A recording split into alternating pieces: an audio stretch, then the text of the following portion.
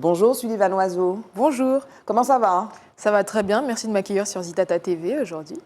Est-ce que tu peux te présenter s'il te plaît? Alors, je m'appelle Sullivan Loiseau, j'ai 27 ans, je suis contrebassiste et je suis à l'Académie de l'Opéra de Paris. Où est-ce que tu as grandi? J'ai grandi ici en Martinique, je suis née au Lamentin, mais j'ai grandi au François de mes 0 à mes 10 ans et après on a déménagé en France métropolitaine avec ma mère. Et la musique, alors on va venir à la contrebasse. La contrebasse d'ailleurs, commençons par ça. C'était un choix, mais c'était par dépit. C'est pas évident quoi. Ici, on a beaucoup interviewé de pianistes, de chanteurs, et même de batteurs, mais jamais de contrebassistes. C'était, on va dire, un heureux hasard parce que quand j'ai déménagé du coup en banlieue parisienne, il n'y avait plus de place en piano. J'avais commencé le piano au Robert ici. On m'a dit qu'il restait de la place en trompette, en trombone et en contrebasse. Donc j'ai fermé les yeux, 1, 2, 3, on va prendre la contrebasse. La prof est sympa, l'instrument est joli, à 4 cordes, j'y arrive bien, on prend. Donc c'était le choix de la fainéante. Non, C'était le hasard. peut-être, mais c'est vrai que ouais, un heureux hasard et puis le choix de la gourmande, on va dire. Oui, quand je fais de la contrebasse, je peux manger tranquillement. Comment tu manges? Je peux parler. Ah si, moi, j'ai faim quand je fais mon métier quand même. C'est un gros instrument, ça demande de l'énergie. Je mange en jouant souvent, souvent. Bon, c'est clair que tu peux pas manger quand tu fais de la trompette ou du trombone, mais j'ai du mal à voir comment tu manges avec une contrebasse. Bon, enfin, on peut s'exercer. Mais alors, tu dis ça comme si la musique était absolument, comment dire, comme s'il n'y avait pas d'alternative. Tu n'as pas le choix, en fait. Il fallait que tu fasses de la musique. Bah, quand on arrive au collège, on commence à demander quelle filière tu veux faire.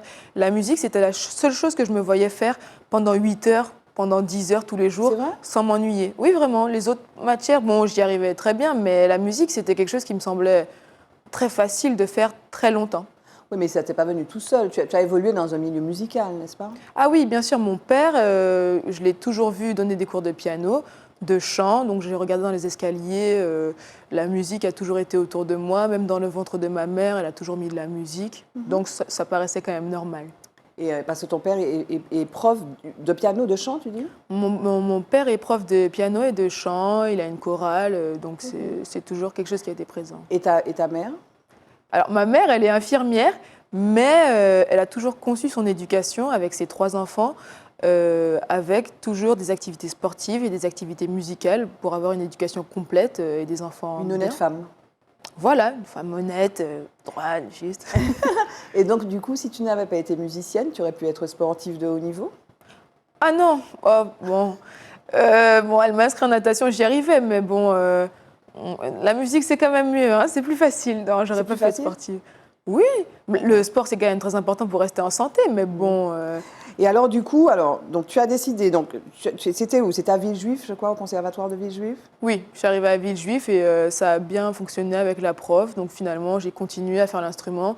On a vu que ça marchait. Je suis passée au conservatoire régional de Saint-Maur. On a vu que ça marchait. Je suis passée au conservatoire national supérieur de musique et de danse de Paris. Oh, ça marche encore, incroyable. Orchestre philharmonique de Radio France. Et puis, tu as aussi une licence en musique et musicologie à la Sorbonne, diplômée d'État en pédagogie. Ah oui, j'ai fait plein de choses. Donc oui, avant de rentrer au CNSM, j'ai fait ma petite licence à la Sorbonne. Ouais, j'ai ma petite licence, ma mère est Ta contente. petite licence? Ma grosse licence de musique et musicologie. Mais c'était Et, quoi? L'idée, c'était quoi? Si ça marche pas comme instrumentiste, tu pourrais être prof, c'est ça? oui, voilà, je l'ai fait comme ça, mais en ayant quand même toujours en tête, je veux rentrer au Conservatoire national. Qu'est-ce que ça représente d'entrer au Conservatoire national? Moi, je ne sais pas ce que c'est. Pour les musiciens, c'est un peu le saint graal de comment devenir un musicien hors Professionnel? pair, professionnel, oui. Mais dans le classique. Au CNSM, il y a de la musique classique, mais il y a aussi un département de jazz. Il y a également de la danse classique et contemporaine. Et toi, tu as déjà été, tu t'es intéressée aussi au jazz, là?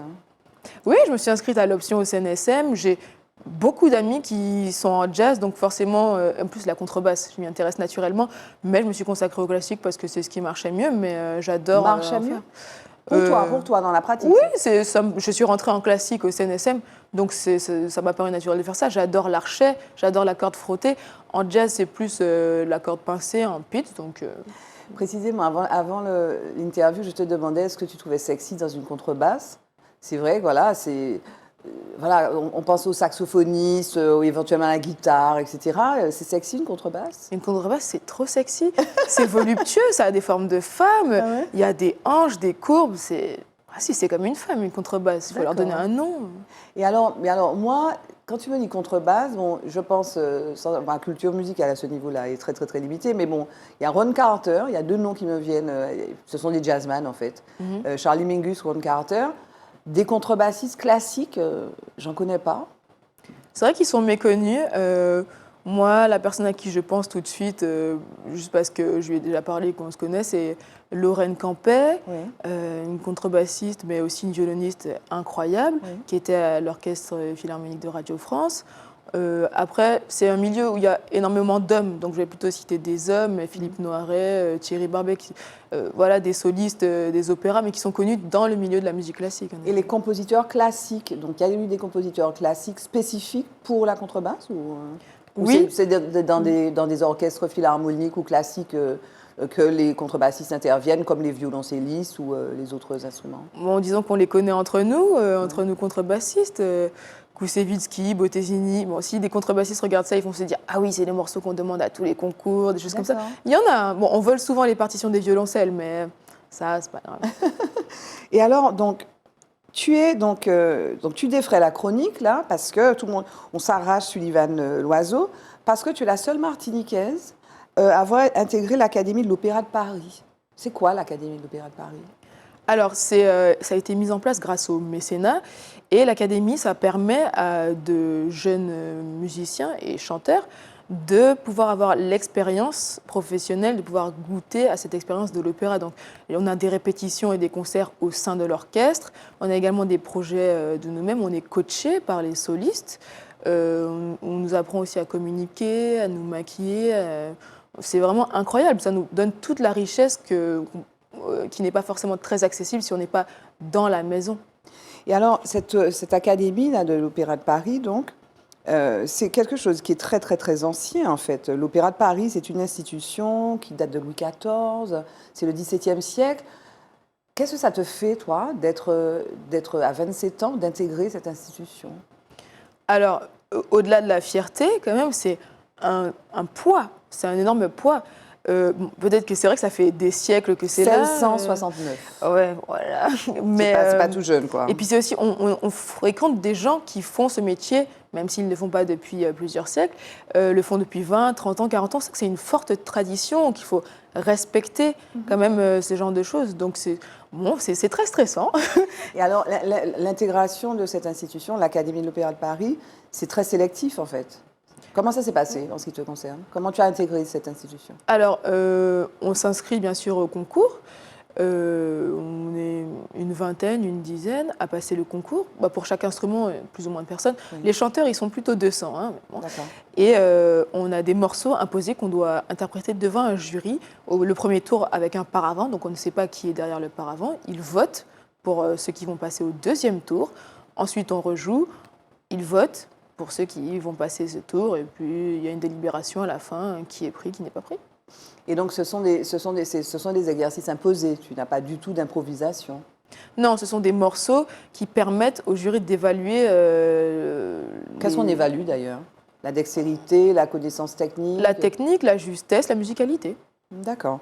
Et alors, tu es, donc je l'ai dit, hein, tu es la seule Martiniquaise. Est-ce que tu es la seule noire de cette élite musicale? À l'Académie, j'en ai pas vu d'autres, donc a priori, oui. Vous êtes combien en tout? Vous êtes combien? Cette année, une vingtaine. Dans la section contrebasse? Ah non, pas du tout. Je suis la seule contrebassiste aussi. Sinon, c'est un orchestre, en fait? Oui, non, que les cordes. Il y a violoncelle, alto, violon, une contrebasse, une ribambelle de soprano, de ténor, de basse, de baryton. Donc, qu'est-ce que ça te fait comme... Qu'est-ce que tu ressens d'être la seule Martiniquaise? C'est une fierté en plus. On parlait du sentiment d'appartenir à cette grande institution. Tu as des gens vraiment des pros, quoi. Est-ce que le fait d'être Martiniquaise, ça t'inspire quelque chose de spécifique ou pas? C'est vrai que quand je retourne en Martinique et qu'on me dit « mais bravo !» Tu es la star nationale. Félicitations, je fais merci, j'avais pas l'impression de faire quelque chose. Et puis là, je me dis c'est vrai que je suis la seule et que les gens disent que je représente mon île. Ah oui, quand même, ça fait quelque chose. Un petit frisson quand même, que j'avais pas j'avais pas pensé tout de suite à la chose et on m'a dit, mais tu sais que tu es la première. J'ai dit, ah, ok, j'ai rougi un petit peu. Ok, c'est trop cool. Mais donc ça n'est pas pour être la première que tu fais ça, c'est pourquoi alors? Mais parce que j'adore la musique, parce que j'adore la contrebasse. Je suis très heureuse d'être la première, mais je veux avant tout être la meilleure version de moi-même qui fait ce que j'adore faire. Et alors, qu'est-ce qui est responsable de ça? Comment tu expliques ton parcours? Est-ce que c'est un parcours de réussite? À 27 ans, c'est jeune, mais est-ce que tu estimes que ce que tu as fait jusqu'ici, c'est un parcours de réussite? Qui serait sans faute d'ailleurs? Peut-être que c'est un parcours de réussite, mais certainement pas sans faute. C'est juste que je n'ai pas besoin de faire la promotion de mes erreurs. Mais il y a eu des moments, des hauts et des bas, avec des très bonnes mentions, des mentions moins bien, beaucoup de travail, beaucoup de temps où je vais plutôt rester dans une salle et à essayer de travailler, de faire encore mieux, d'écouter les conseils des gens. J'ai la chance d'avoir des contrebassistes de génie qui me conseillent, non, fais ça comme ça, travaille. Donc c'est un parcours de réussite, mais semé d'embûches, mais chaque échec n'est qu'une marche de plus vers la réussite. Il ne faut pas prendre ça comme un trou noir dans ma vie, c'est normal. Mais alors, l'image qu'on a de ces parcours, précisément dans ces voies d'excellence, on peut le dire, bon, en ce qui me concerne, cette image m'est rapportée par les films que j'ai pu voir, par exemple. Alors, pas spécifiquement sur des contrebassistes à l'Opéra de Paris ou à l'Académie de l'Opéra de Paris, mais en revanche, sur, par exemple, des danseurs à l'opéra. Ou même des batteurs, je pense à, c'était quoi, Whiplash, le batteur. Et même aussi, j'ai envie de comparer ça à des parcours de sportifs de haut niveau, parce que tu parlais de sport. Et c'est des parcours, c'est des voies de sacrifice aussi beaucoup, de travail et de sacrifice, de renoncement parfois. Est-ce que ta vie ressemble à ça ou pas? J'ai pas l'impression de faire beaucoup de sacrifices parce que quand on fait quelque chose qu'on aime vraiment, c'est un temps consacré qui est très beau. Et puis il y a des moments de félicité comme ça où tout le temps qu'on a passé à peut-être pas s'amuser comme d'autres est récompensé par voilà, des moments musicaux intenses où on ressent des choses très fortes. Donc bon, il y a une notion de sacrifice parce qu'il faut passer beaucoup de temps à travailler, mais la plupart du temps, je ne le vis pas mal. Il y a des moments où je dois un peu décompresser, aller voir mes copines, je ne vais pas mentir, mais c'est un sacrifice. J'ai la chance de pouvoir faire le choix de faire ça. C'est ta profession et c'est ta passion. Ouais. Et il y a des gens qui n'ont pas la chance de faire un travail qu'ils aiment, comme ça. Et donc, si tu faisais pas ça aujourd'hui, tu aurais fait quoi? J'ai retrouvé une feuille où on demandait quels sont les 3 métiers que vous vouliez faire au collège. J'ai marqué musicienne, météorologiste ou médecin légiste. Ça te parle? On va dire que oui. Ah, mais sinon, si, je voulais devenir traductrice parce que j'aimais les langues, j'aimais pouvoir les traduire, mais finalement la musique c'est le meilleur des langages, donc je pense que voilà, je m'éclate. Est-ce que tu as le temps de danser le zouk avec tes copines quand tu veux décompresser? Non, bon, en France métropolitaine, les gens que je fréquente ne sont pas très zouk, mais j'en mets quand même de temps en temps, dire écoute ça vient de Martinique. Un peu tu écoutes ces musiques-là? Ah oui, bah oui. J'adore la musique classique, mais bon, des fois, on ne peut pas en écouter tout le temps. Alors, ta playlist là, c'est quoi? Ces jours-ci, c'est quoi? En ce moment? Oui. Tout confondu, ce serait quoi? Beaucoup de chata en ce moment, parce que je suis en Martinique. Du reggae, mais aussi du Wagner. Ouais. Parce qu'on va jouer Lohengrin dans pas longtemps à l'opéra. Sinon, oui, beaucoup de chanteuses soul. J'écoute vraiment tout et n'importe quoi, on va dire. J'aime beaucoup varier. Et parmi les compositeurs classiques, quel est celui que tu préfères? Ah, Puccini, facile. Pourquoi? Est-ce que tu pourrais en parler à quelqu'un qui ne connaît rien à Puccini, s'il te plaît? Puccini, c'est un compositeur italien romantique, magnifique. Il a toujours des airs de soprano à faire pleurer, c'est incroyable. Turandot, Tosca. J'ai découvert ça cette année, je suis allée voir Tosca parce qu'il nous laisse l'accès aux opéras et j'étais émerveillée. Voilà, donc Puccini. La suite pour toi, c'est quoi? La suite de ton parcours, c'est quoi? D'essayer de faire le maximum d'expériences musicales. J'adorais rentrer à plein temps pour la vie dans un orchestre symphonique, donc passer des concours pour être prise dans un orchestre. Sinon, multiplier les projets avec des amis, ou des choses professionnelles comme ça, essayer d'aller dans d'autres genres musicaux aussi. Et moi, quand je vois ma famille, je fais de la musique avec eux. Faire de la musique dans toutes ces... Toute ta famille est Toutes ces sortes. toute ta famille est musicienne. Non, Ton mais... père, ta sœur, ton frère, non? Oui, c'est vrai, mais ils font d'autres métiers à côté. Mais si je peux faire de la musique avec les gens que je vois, ça m'arrange. Moi, j'adore cette activité-là et les gens sont contents généralement. Le mot de la fin, c'est quoi? Faites de la musique, ça fait beaucoup de bien et ça résout les problèmes dans le monde. Merci, Sullivan Loiseau. Merci.